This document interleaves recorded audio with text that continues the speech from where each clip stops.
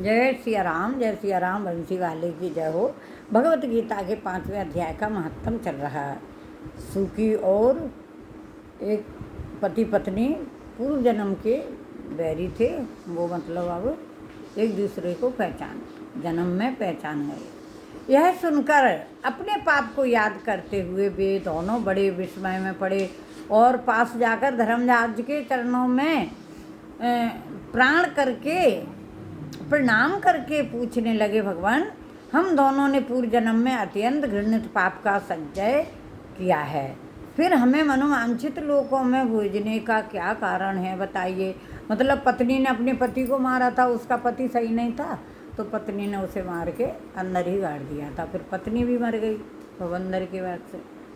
अब दोनों मिल चुके थे, वे अब पूछ रहे हैं हमें मतलब कैसे हम तिर चुके हैं, भेजने का क्या कारण है, बतलाइए।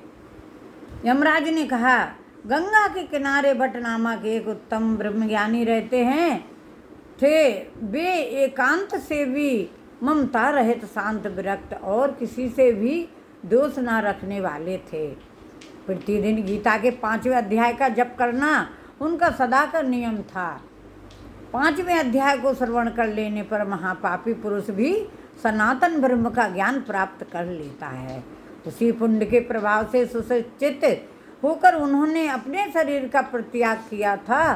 गीता के पाठ से जिनका शरीर निर्मल हो गया था, जो आत्मज्ञान प्राप्त कर चुके थे, उन्हीं महात्मा की खोपड़ी का जल पाकर तुम दोनों पवित्र हो चुके हैं। जय बंसी वाले की जय। श्री कृष्णा, जय श्री कृष्णा। 5वां अध्याय चल रहा है और आपको पूरा अध्याय सुनाते हैं, इसलिए उनका उद्धार हो चुका है। तो फिर सुनना, आप लोग बड़े ध्यान से सुनना।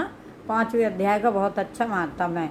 दोनों पवित्र हो गए, अतः अब तुम दोनों मनवांछित लोगों को जाओ, क्योंकि गीता के 5वें अध्याय के महत्व से तुम दोनों शुद्ध हो गए हो।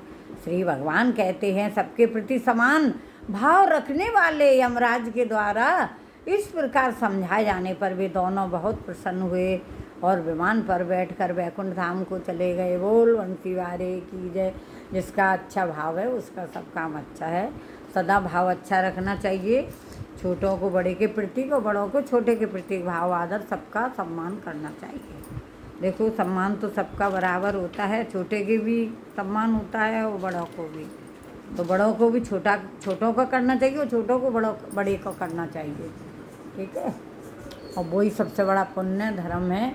और तुम कितना भी लुटाते रहो, जब तक किसी की आत्मा, इसी में भगवान बैठे हैं, जब तक किसी की आत्मा को शांति तसल्ली नहीं दोगे, ऐसी वाणी बोलियो मन का पाखोय और अनिको शीतल करें आप हो शीतल होय। इसी वाणी से सबको खुश कर देते हैं और इसी वाणी से सबको रुष्ट किया जाता है। जय बंसी वाले की। हमारी गीता में यही बताया है, किसी से अच्छी नहीं बोल सको तो किसी से बुरा मत बोलो, इसलिए तो गीता में बताया।